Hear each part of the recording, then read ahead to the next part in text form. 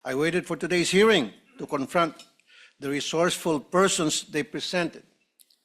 Let me call on them 18 kargador. Kasi nga po, nagkakarga sila ng mga mali-maletang pera, sabi nga nila. Yun po talagang trabaho nila, taga-bitbit, taga-karga ng maleta. Una, sino ba itong 18 kargador ng mga maleta? Saan ba sila galing?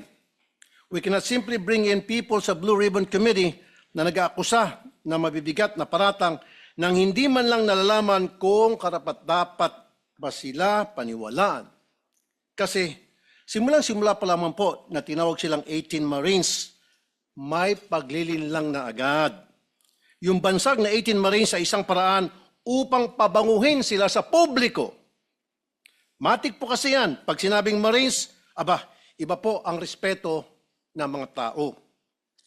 Pero hindi naman po silang lahat ay dating Marines. At mahigit kalahati sa kanila ay discharged without honors or dishonorably discharged from service for various offenses. Ibig sabihin, palpak sila. Tulad ng pagiging AWOL o absent without leave. Why is this information very important? Because for people to believe their allegations, it must come from a credible and reliable source.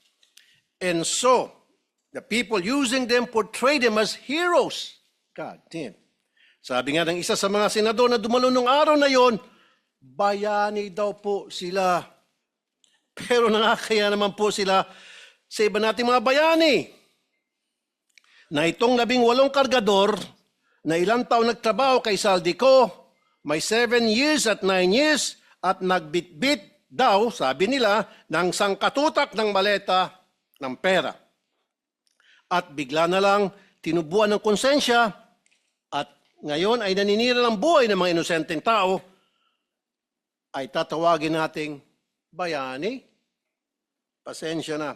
Hindi ako papayag na matabi ang mga sinungaling nito kila Jose Rizal, Andres Bonifacio at mga dakila nating OFWs.